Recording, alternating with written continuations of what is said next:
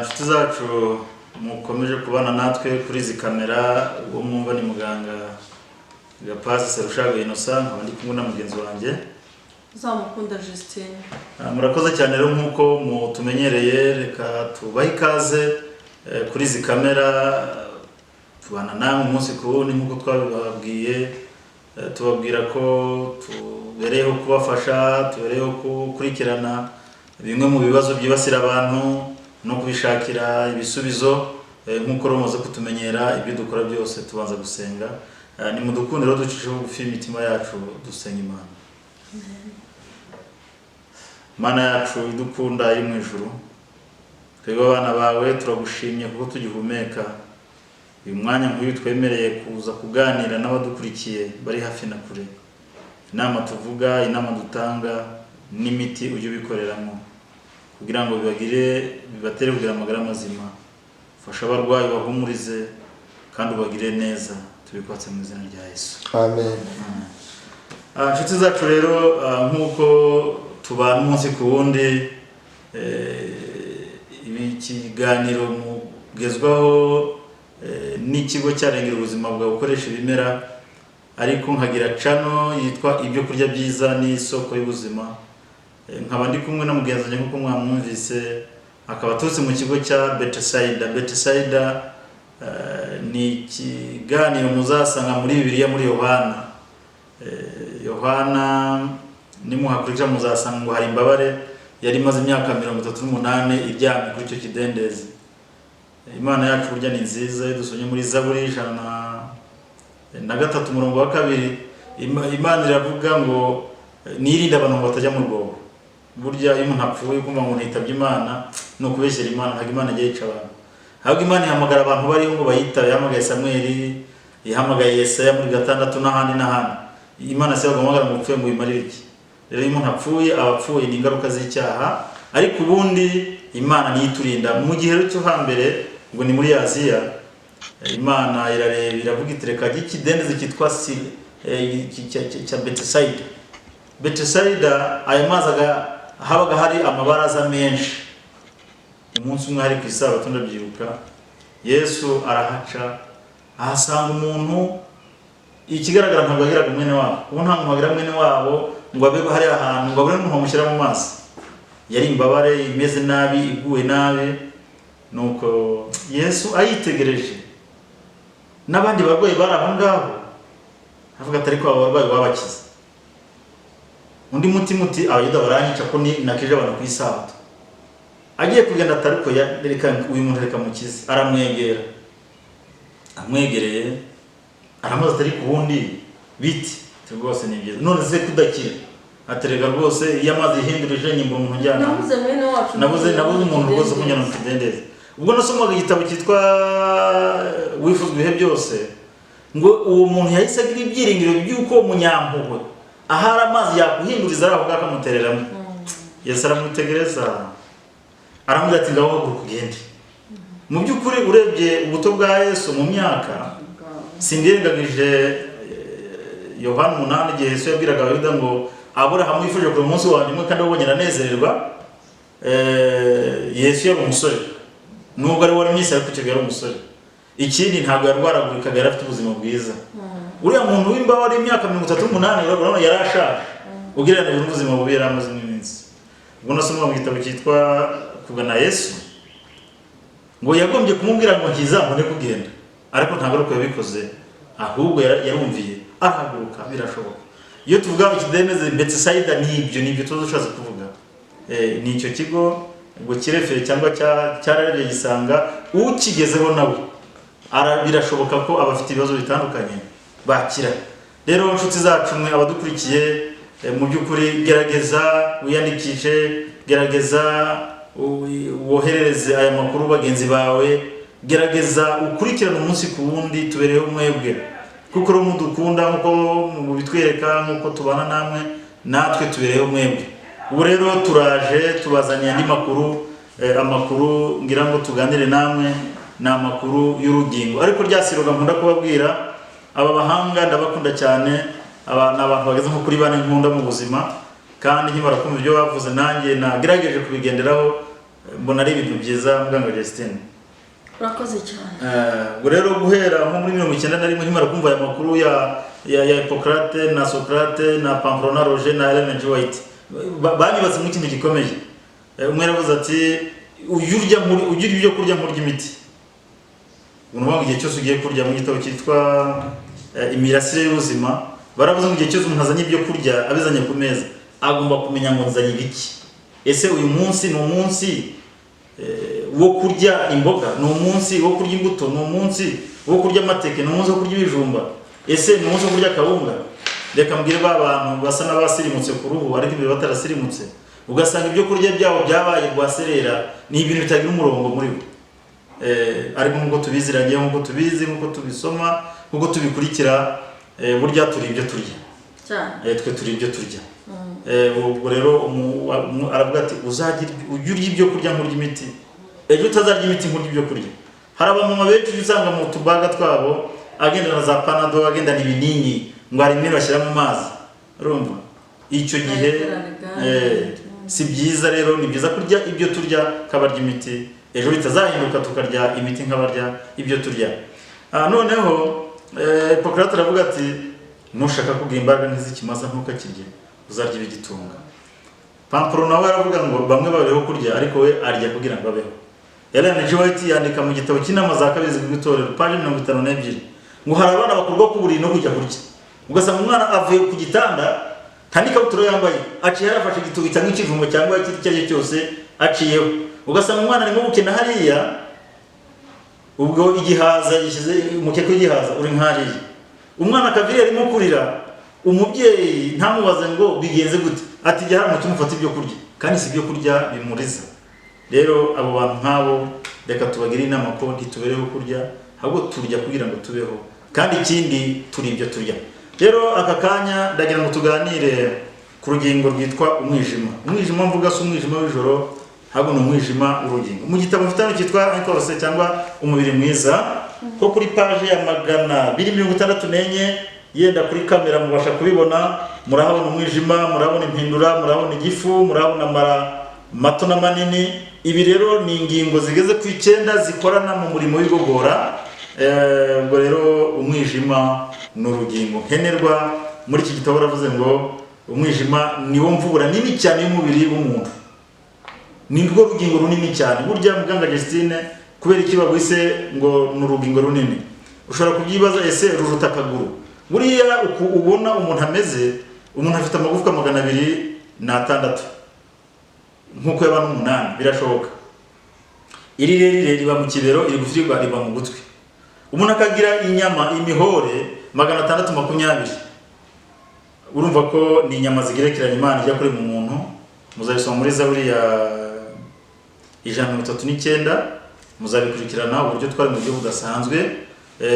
Umuntu akagira amagufwa, akagira izo nyama, akagira amaraso ari hagati ya litiro 5 na litiro 6, ariko mu isazi zinduka litiro 90, kandi mu mezi 6 amaraso agasaza, umubiri ugakora ndi.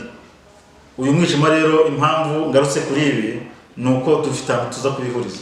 Umwijima wambajije ngo kuki ari urwo rugingo runini rugize umubiri.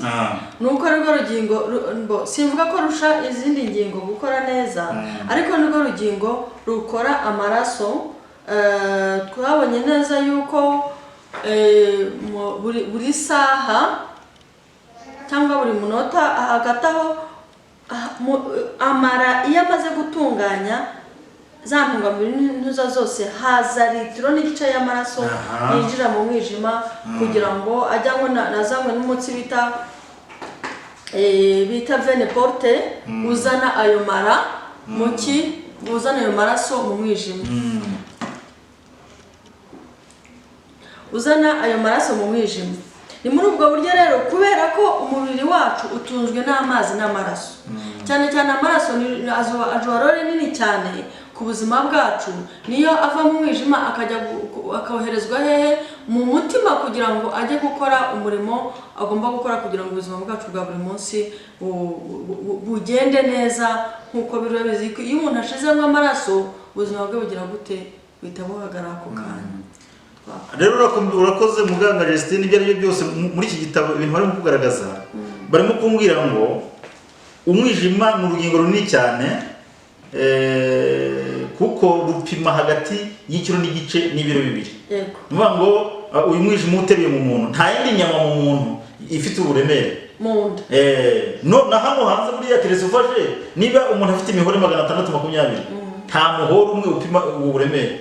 Yena bavuga uti wakera iki kibero cyose, iki kibero cyose ntabwo ari nyemene.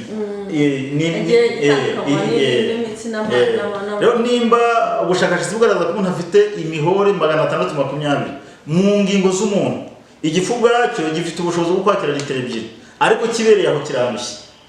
Umwijima rero uburemere pamplonari kubivuga kuba umwijima upima ikiro n'igice uza ku biro 2 nibwo rugingo runini cyane umuntu agira. Aha, noneho hano bavuga ngo umwijima uhereye mu gace ko hejuru k'iburyo kinda mu gituza hasi y'agahu kagabanya inyama zo mu nda n'izo mu gituza. Umwijima rero ukaba ufite ishusho y'umutuku w'ikigina kuko ariwo rugingo rushinzwe gukora no kubika amaraso, cyangwa se ni rumwe mu ngingo rushinzwe gukora no kubika amaraso. Icyo rukigarutseho mu gitabo cyitwa Inama za Muganga page 72 bavuga ko mu gihe cy'umuntu tumwe gusa amasegonda 60 umwijima uba woherereje umutima litiro n'igice. Mu minota 60 ziraba litiro 90. Kimwe cya kabiri cy'amaraso muri icyo gitabo cyitwa Conseil de médecin bavuga ko ngo kijya mu mutwe. Umutwe harimo ubwonko bufite ibice bitatu kandi na buri gice kikagira ibice bitatu. Wa muntu uri uhaguruka akagira isereri, wa muntu uri kugenda ukabona umwijima uraje, wa muntu ushobora kuba ari kurigwa igice kimwe cyo mu mutwe. Hari ibyago ashobora kugira imitsi imwe mu mutwe ikaba yagira ibibazo nko kuziba, kutagezwa, yenda mu kuba amaraso yatangiye kuremera nk'igikoma, hajemo amakolesterol. Ubwo izi ni impanuka ziba zibayeho, yenda tuzazivugaho turi kuvuga urungano nyamaraso, ariko aha turi kuvuga umwijima. Ni ukuvuga ngo rero niyo mpamvu iyo witegereje ubona ugiye gusa n'amaraso. Umwijima upima hagati y'ikiro n'igice n'ibiro 2 ku muntu mukuru. Uburebure bwawo ni santimetero 24 kuza kuri 27. Naho ubugari bwawo ni santimetero 18 kuza kuri 20. Umubyimba wawo ni santimetero 6 kuza ku 8. Nuvuga ngo uku ni kumwijima umeze. Rero umwijima nk'urugingo rudasanzwe abahanga bawusanga mu mubyeyi. Ibi ndi kwiga uru rugingo buriya mubyeyi wanjye yarapfuye yitwa n'umwijima. Byatumye njya gukurikirana urugingo rw'umwijima. Umwijima nk'umubyeyi ndabyibuka mama barumuna banjye babaga barwaye grippe. Ntabwo yabashaga kubapfunisha urutoki ngo atabakobora, ahubwo yabapfunishaga umunwa. Burya abantu bubahuka ababyeyi baba bakoze nabi cyane. So icyo nshatse kuvuga rero umwijima nk'umubyeyi, Justine mu gitabo Inama ku mirire n'ibyo kurya kitubwira neza ko burya umuntu yakagombye kunywa amata byibuze ibirahuri 2 mu cyumweru, ariko uyu munsi ushobora kunywa litiro 5, ejo ntabwo zindi 5. Muri iki gitabo uburyo 150 gutegura kurya bavuga ko umuntu atagombye kurenza garama 80 z'urunyogwe, ahubwo umuntu agafata ingemeri y'urunyogwe akarurya yose akishyirira mu gitabo cyitwa Santé par les aliments bavuga ko umuntu yakagombye kurya imineke 2, ushinzwe ibibazo by'abandi akarya 3. Ariko umuntu afata agatoki k'imineke akarya kandi ntapfe. Yahita akamara ako kandi. Biba byagenze gute rero? Kivuga ku rugingo rw'umwijima, umwijima bimwe tujya tuganira, bimwe tuvugamo yenda mu bice by'umubiri muzabikurikirana, yenda nushobora kugera kuri channel yacu ibyo kurya byiza n'isoko y'ubuzima ukadukurikira mu biganiro dutanga, uzasanga aho tuvuga uburyo umwijima ukuri intungamubiri mu mara. Ni ukuvuga ngo iyo umwijima ugeze mu mara ugasanga wariye imineke 10, icyo ukora uhamagara imineke 2. Wasanga ushinzwe ibibazo by'abandi ugakura imineke 3. Iyi ya mineke 7 cyangwa 8 umwijima ukabyica kugira ngo udapfa. Urumva umwijima ni urugingo rukomeye cyane, ni urugingo nkenerwa, ni urugingo rushinzwe kurinda no kurengera no gukora no kubika ibintu byose umubiri ukeneye. Umwijima kandi twawugereranya na telekomande, ka kantu umuntu wacha gukoresha yenda niba ndi hano imodoka iri hariya nkabashobora kuyiyobora ndi hano, bigashoboka n'abanicaye hano televiziyo iri hariya nkabashobora kuzana ibyo nshaka muri yo. Umwijima ni rwo rugingo rushinzwe kumva no gutabara umubiri. Ni ukuvuga ngo niba urwagashya ruri gukora nabi, umwijima ubasha kubimenya ugatanga amakuru. Isukari niba ibaye nkeya, umwijima uba warayibitse, amasukari yitwa nitorogene ibitse ukayohereza kugira ngo bijye gukora. Sinzi yenda muganga Justina, mu by'ukuri abadukurikiye kuri izi kamera ndagira ngo tubasangize, kuko umwijima ufite ibintu byinshi ukora, ariko ubwo tumaze kumenya umwijima nk'urugingo aho ruherereye, uko ruremereye, uko rungana, uburebure, ubugari, umurambararo, tukaba tumaze kubona na bimwe umwijima ukora. Yenda wakomerezaho ukagira icyo ubwira abadukurikiye, kuko iyo umuntu afashe igihe cye akadukurikira, ashaka kudukurikira ari muri Afurika, ari muri Aziya, ari i Burayi, ari muri Amerika n'ahandi aho ariho hose ku isi, akagira umugisha wo kuba aguye kuri ibi biganiro bikamufasha akabyeza na bene wabo. Ni iki wabwira abadukurikiye ku kijyanye n'umwijima? Murakoze cyane, nongera kubasabira umugisha muri mudukurikiye. Twe nk'abaganga bahamagariwe gufasha no kugira inama. Ubundi dufite role z'uburyo bubiri. Dufite role zo gutanga inama mbere y'uko umuntu arwara, tukagira na role zo gufasha umuntu wagize ate wamaze kugira ikibazo. Bivuga ngo ni ukwirinda no kuvura. Rero Imana iguhe umugisha muganga Gapasi, ku byo udusangije bijyanye n'umwijima, urabisobanura neza kandi mu buryo bwiza. Ufite amatwi, ndumva mfite icyizere yuko ari bwumve kandi yabishyira mu bikorwa bikazamufasha. Umwijima rero nk'uko wamaze kuvuga, uburyo bwose ari ingenzi mu buzima. Ikindi nabasangiza nuko umwijima ugira uruhare rwo gukora no gusohora uburozi mu maraso. Urabizi ko ibintu turya kenshi bifite intungamubiri, ariko bifite n'iki n'uburozi cyangwa se bifite amadeshe. Niyo mpamvu amadeshe, iyo turiye amadeshe asohokera mu rura runini akaba umwanda tujya kwituma, hanyuma intungamubiri zikajya mu mubiri zikajya kudufasha binyuze atravers y'umwijima. Ni muri ubwo buryo rero n'uburozi buba bwasigaye mu maraso, umwijima niwo ushinzwe kugira ate kubusohora ubwo burozi buri mu maraso, noneho bukavayo. Ikindi cya kabiri, umwijima ukaba ushinzwe gukora igikoma kizwi nka bile, gifasha mu gifu igogora ry'ibyo kurya tuba twariye byose binyura mu gifu. Urwo ruhare narwo urumva ko ari urw'ikintu rw'umwijima. Bivuga yuko umwijima uba ufite akazi gakomeye kadasanzwe mu buzima bwacu bwa buri munsi. Ubundi umubiri wacu ntabwo ari ikibroke kiba kiri hariya. Oya, umubiri wacu ukoranye.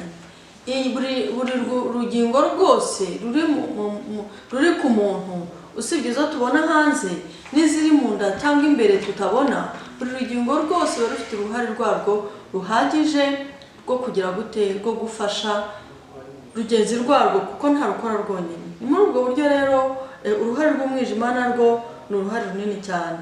Nanone umwijima ukakugira urundi ruhare runini cyangwa se undi murimo wo kubika isukari. Isukari yayindi, kuko tuzi neza yuko isukari tunyoye ntabwo ihita igenda mu mubiri uko yishakiye, ihita igenda yinjire mu mubiri ahantu hose. Iyo byagenze gutyo niho usanga umuntu aba yagize ikibazo cya diyabete, ugasanga umuntu isukari ngo yazamutse, ngo yabaye nkeya, kuko haba habayeho desordre. Wenda ibyo tuzongera tubivugeho.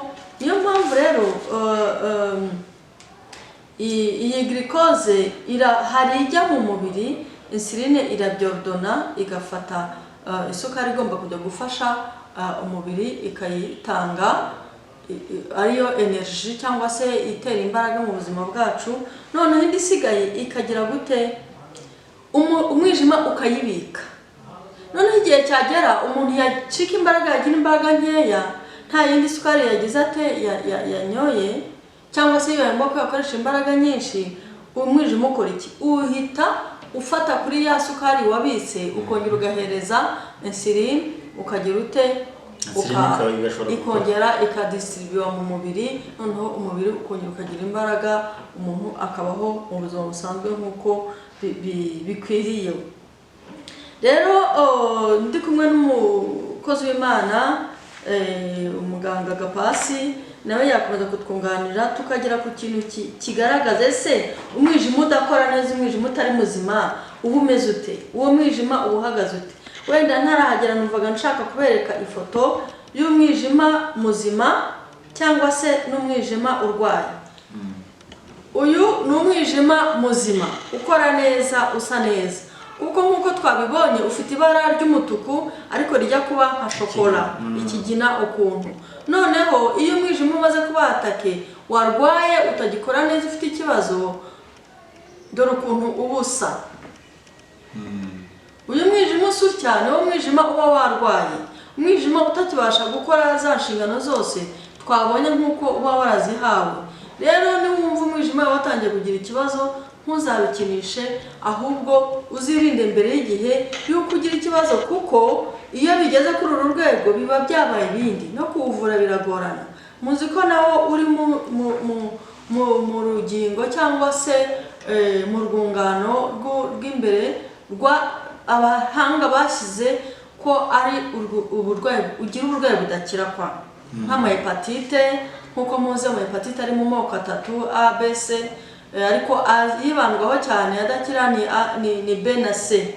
Rero niyo mpamvu mujya mubona ko kenshi umuntu warwaye umwijima muri urwo rwego atangira kwiheba, akumva ko ubuzima bwe bugize gute, bwageze mu kaga, ndetse atazanakira. Benshi bakanabwira ntibazanakira nk'uko biri, ariko twe turi aha ngaha muri iki gitondo turimo tubabwira ku bijyanye n'umwijima, turabagira inama, ariko tunabizeze yuko umwijima urakira. Mwihangayika, mwikumva ko ubuzima bwarangiye.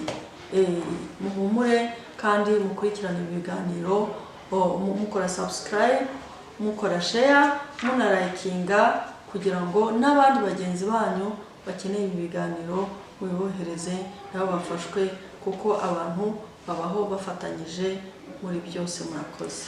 Urakoze muganga Justina. Mu by'ukuri abadukurikiye kuri izi kamera mumaze kumva urugingo rw'umwijima, mubonye umwijima muzima, murebye umwijima warwaye. Umwijima rero nk'urugingo ruherereye iburyo rubasha kugira ikibazo cya mbere, ubasha kumva ufite agasonga iburyo, agasonga k'iburyo ku kabavu ka gatatu. Niyumva umusonga aho hantu uzamenya ko umwijima wawe watangiye kurwara. Kabiri, ubasha kugira umusonga hano aha mu rwano, ukumva n'umusonga urutugu rw'iburyo narwo ukumva rufite ikibazo. Hari igihe igifu bwacyo kibasha gutuma ibitugu bibiri kunyeganyeza umutwe ukababara, ariko igihe uzumva aha mu rwano harimo ibibazo, icyo nacyo ni kimwe mu bimenyetso bigaragaza ko umwijima watangiye kunanirwa. Icya gatatu, amaso yawe abasha guhinduka ukundi. Icya kane, ubasha kugira agakorora kadasobanutse, amibe nayo ibasha kugatera, ariko n'umwijima uragatera. Icya gatanu, ubasha kurya ugacika intege, ukarya ugacika intege cyane. Ibyo kimwe n'ibindi tuzakomeza kubabwira ni ibigaragaza ko umwijima wawe wagize ikibazo. Ariko iyo ugeze mu kigo cyarengera ubuzima bwawe ukoresha ibimera, gikorera i Kigali, ngo ni muri Afurika yo hagati, mu murwa mukuru w'u Rwanda, ku kinamba cya mbere kuri Beka hejuru, ofisi yanjye niho iri. Waba yenda uri iburengerazuba amajyaruguru, cyangwa uburengerazuba bwegamiye amajyaruguru, ubwo ni Musanze, ubasha kusanga ikigo Beteside. Aho naho babasha kugufasha, tugasuzuma, tukareba biriya bice bine byo mu mwijima uko bimeze n'uko bikora. Ushobora kuba ukurikiye iki kiganiro waramaze kurwara, ndetse wumva ko nta n'ibyiringiro ufite byo kuzongera kubaho nk'amahepatite. Muganga yaravuze amahepatite, ariko iki gitabo mfite cyitwa Santé par nature, kuri page ya 152, nimugikurikirana neza abazakibona, harimo amahepatite atandukanye guhera kuri A, B, C, E, D, ukagera kuri G. Aya ni amahepatite atandukanye agenda yibasira umwijima. Ariko icyo dushimira Imana, yenda twe aha muri Afurika yo hagati, izo turi kubona ni hepatite A, hepatite B na hepatite C. ziriya zindi zo ntabwo turashobora kuzibona, ariko ku yindi migabane, ku yindi mibumbe zarahageze. Ni ukuvuga ngo rero nge mukurikiye kuri izi kamera, uturutse mu kigo cyarengera ubuzima bwawe ukoresha ibimera, mu by'ukuri ntabwo ari amakuru y'imbarirano, si n'ibintu numvanye abandi bantu. Uhereye muri 2013 maze kuvura abantu batandukanye amahepatite. Hepatite iravurwa iyo umurwayi yemeye amabwiriza umuhaye. Hari imiti tumuha, hari ibyo kurya tumutegeka gufata, hari ibyo tumutegeka guhagarika. Nko muri iki gitabo yenda hari kano kantu kitwa radisi. Radisi ni akantu keza cyane, bavuga neza ukuntu iyo ugakoresha neza muri gahunda, uburyo kabasha kugufasha mu kugabanya ubukana bwa hepatite. Hari akandi kantu kitwa aritishu. Aritishu naragahinze ndagafite mu isambu, nako ni kamwe mu kadufasha mu kuvura amahepatite. Hakaba n'indi miti idasanzwe Imana yaremye. Rero aka kantu ka aritishu nari ndimo kuvuga, akaba ari akatsi keza cyane, ubwo kagakoreshwa muri gahunda ibasha kudufasha mu kuvura amahepatite atandukanye. Hakaba rero n'ibindi bintu bibangamira umwijima kuri iyi paji y'159 y'iki gitabo cya Santé par Nature.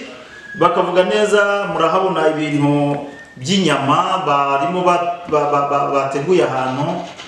Ni ukuvuga ngo umwijima iyo umaze kunanirwa, burya ntabwo ugishoboye kwihanganira iyi mirire twita imirire ya kijyambere, kimwe n'imiti irimo ibintu by'ubutabire. Dushobora kwibaza impamvu ituma muganga iyo asanze umurwayi afite hepatite, ariko ari amavirus, turiya dukoko tukaba tukiri duke, akavuga ati reka umutwe kumuha umuti. Bizwi neza ko umwijima nk'umubyeyi, nk'urugingo rushinzwe kurengera umubiri, iyo rwarwaye muri rwo harimo akumba gashinzwe kwica imyanda. Iyo rwarwaye rero rutagishoboye guhangana n'icyo kintu, icyo gihe icyo biba bisabye, bisaba ko uyu murwayi avurwa hakoreshejwe imiti y'umwimerere itarimo ikintu cy'ubutabire. Bigatuma rero muganga akubwira ati genda ujye urya, uruhuke, unywa amazi, ati ye umwijima uzirwanaho, ibi bintu bizasohoke. Iyo bidashobotse rero bikagaragara ko umuntu amaze kugira 2,000 hejuru ya 20, none baravuga bati nta kindi bakiramiye, reka umurwayi bamuvure bamuha imiti. Aba ari imiti igiye gukora imirimo umwijima wakoraga kugira ngo umuntu agumye kubaho. Rero inshuti mwe mudukurikiye kuri izi kamera, ndagira ngo mbagire inama ikurikira. Burya si byiza gufata inyama ngo uzirye, niba unazirya gerageza kuzigabanya.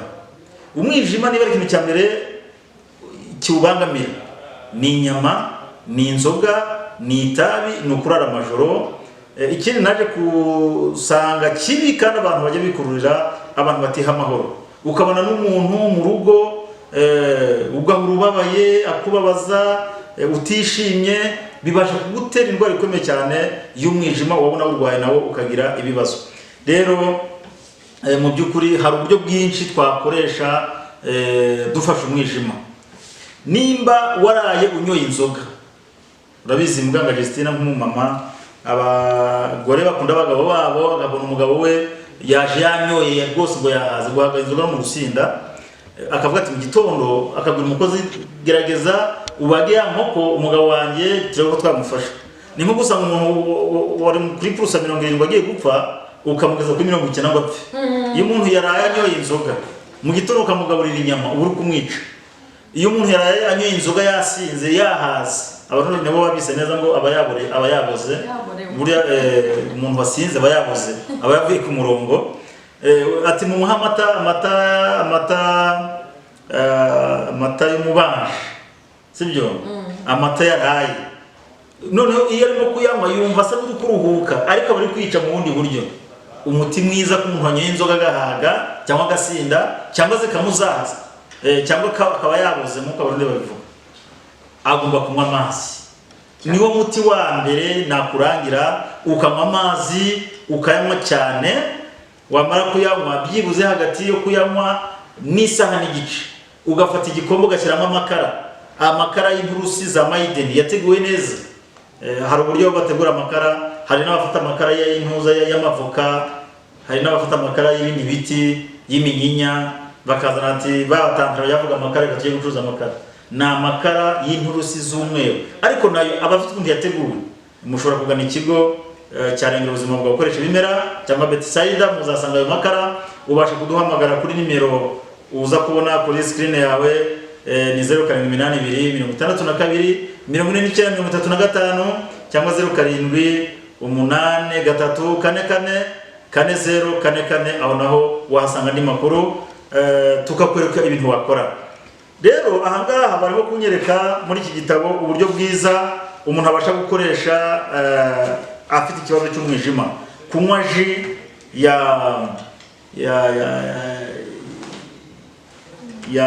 y'inanasi ni nziza cyane ku bantu bafite amahepatite. Kurya grenade ntuza amapera ni byiza cyane. Gukoresha amavuta y'umwimerere olive oil, amavuta ya erayo murayazi cyane. Gukoresha iyi salade irimo amakarote, irimo amabeterave, irimo pilipiliho, irimo izi za inyanya. Ibi bintu ukabikoresha neza bibasha kugufasha mu gihe yenda utarabona ukuntu utugeraho, ariko wowe ufite ikibazo kisa naho gikomeye, gisa naho nta gisubizo ufite, reka nkubwire ko igisubizo urakibona. Uravanga ukibonye. Hari imiti dutanga hagati y'amezi 3 n'amezi 5. Rwose ukeneye uze kumpamagara kuri ziriya nimero naguhaye, ndaguhuza n'umuntu wari urwaye hepatite, muganire, ntajya atinya kubivuga, yarakize.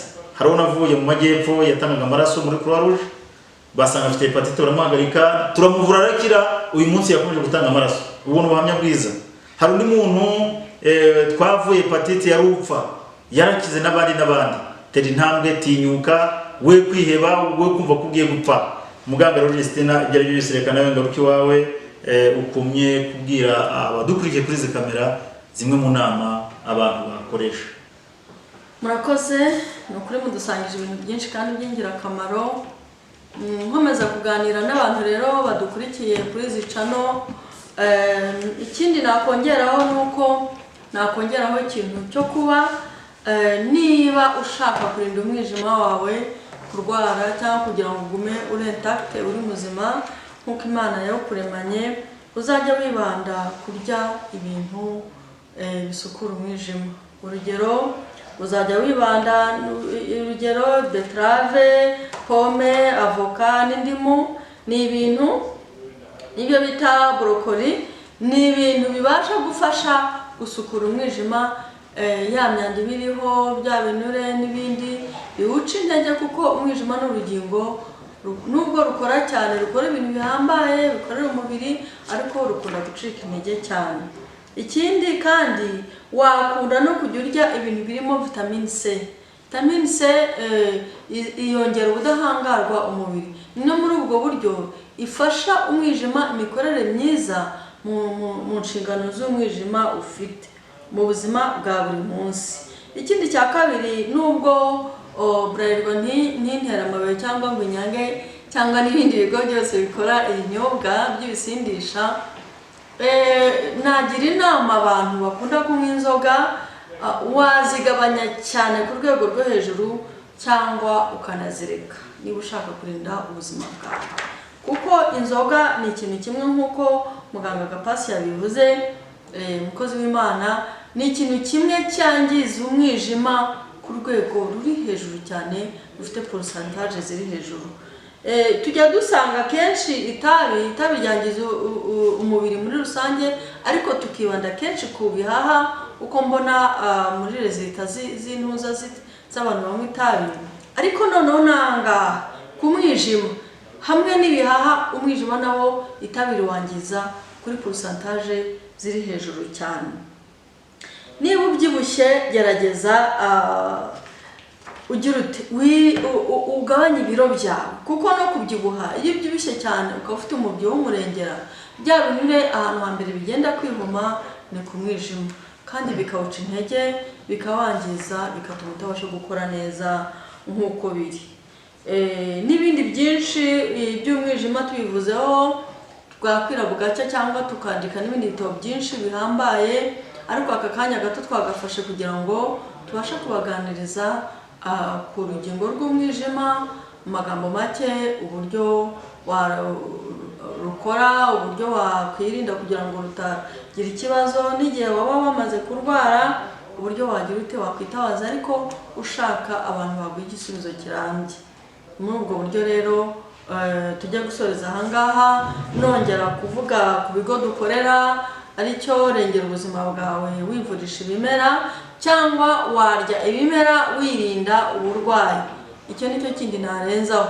Nanone Betesida mu kidendezi ikorera i Musanze, ni ahantu abantu benshi twagiye dufasha, niba tubona kuri babona iki kiganiro bazibuka uburyo bwinshi twagiye tubafashamo. Ntabwo ari umwijima gusa cyangwa se n'amara nk'uko twavuze kuri ibi biganiro. Rengera Ubuzima wivurisha ibimera, Rengera Ubuzima Bwawe wivurisha ibimera, ni ikigo kimaze igihe kinini cyane gikora, kimaze imyaka myinshi gikora, abantu benshi barakizi, ariko namwe nimutubona mutarakimenya mukigane, ni ukuri muzamenyera byinshi birenze ibi tubabwiye ahangaha.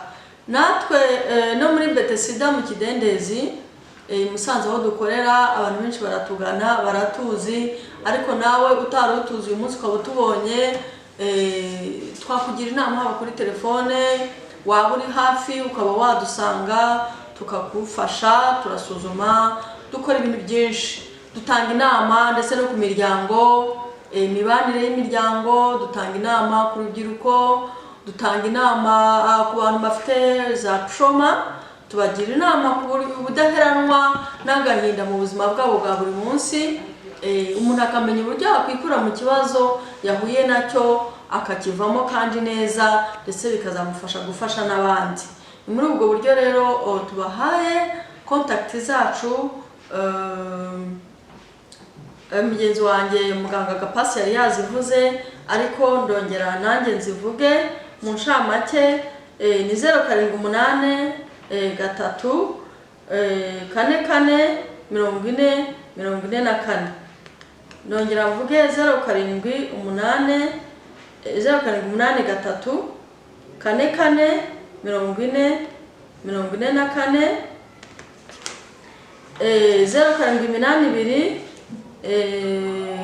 44, 078 23 70 95. Ndasubiramo 078 3 44 40 44. Indi ya kabiri 078 23 70 95. Indi ni 078 62 49 35. 078 82 94 35. Imana yo mu ijuru ishobora byose igira neza, kandi yaduhamagariye kuri uyu murimo kugira ngo tubafashe ku byo twamenye n'ibyo tuzi, ibampera umugisha umunsi ku wundi.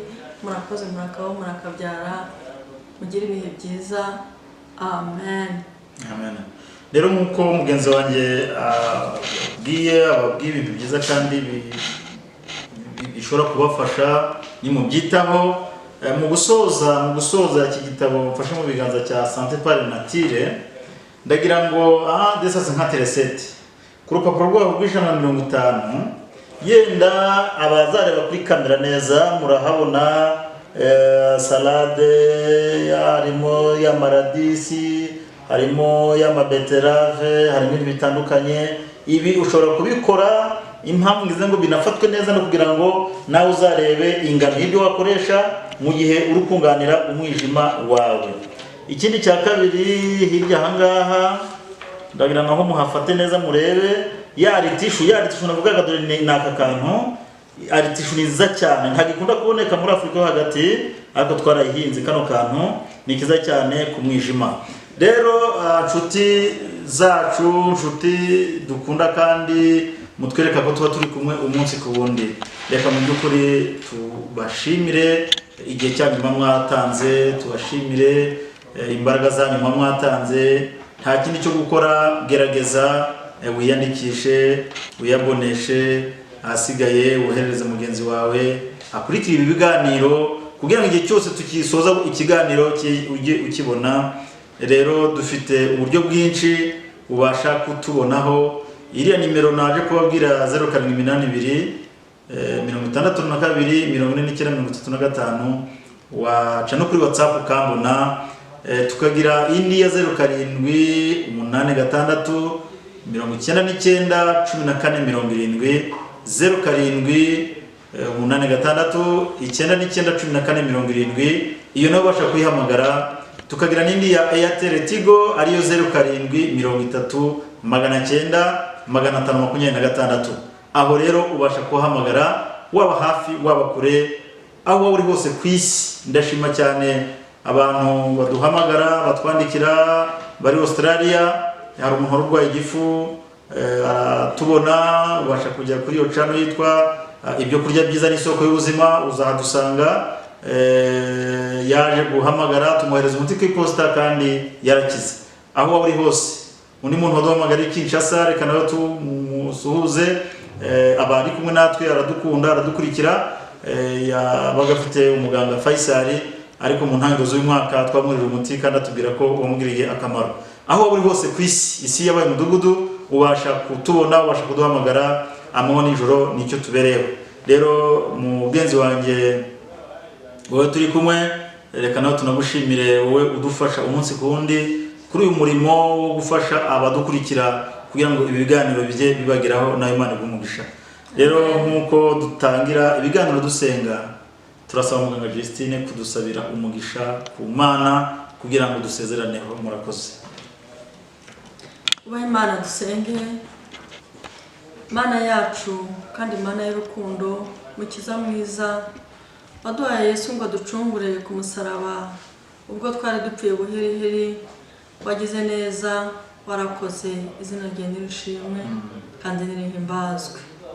Muri iki gitondo rero twicara ngaha twaje gufasha benshi, tubagira inama kandi dukoresha ubwenge watanze. Wagize neza nabwo kuduhishura ibikomeye biva mu bimera, mu byo waremye. Warakoze mukiza mwiza. Yusengeye umuntu wese wumvise urizumva iki kiganiro nurimo cyumva ubu ngubu nuzagikurikirana wese yaba vuba cyangwa kera, mu izina rya Yesu Kristo bizamugirira umumaro, ha mu buryo bw'umwuka no mu buryo bw'umubiri. Mu izina rya Yesu Kristo dusabiye abantu ubwenge n'ubuhanga, kujijuka no gusobanukirwa no kumenya gukomera k'Uwiteka n'ubufasha atanga muri iyi si. Imana iyo mahoro ikomeze kuba natwe no kutugira neza muri byose. Nabo turi kumwe bose n'abadukurikiye turabasabiye kugira ngo abababaye, abafite ibibazo badafite ibisubizo, mu izina rya Yesu Kristo Imana yamuje igibago ku munsi ku wundi. Kandi natwe tugusabye ubwenge kugira ngo aho ugejeje ukora turagushimiye, ariko twongera n'ibindi tutaramenya kuko turacyafite byinshi tutaramenya, kugira ngo tubihabwe nawe udushoboze, dukingurira amarembo, ducire inzira aho zitari kandi tuyobore inzira ikwiriye. Twigishe gukiranuka no kugendana nawe umunsi ku wundi. Mwuka warajya tubera umujyanama umunota ku wundi kugira ngo tujye tubasha kunesha mu murimo twahamagariwe. Urakoze, dusabye bike nk'abana b'abantu ariko byinshi byatugirira umumaro.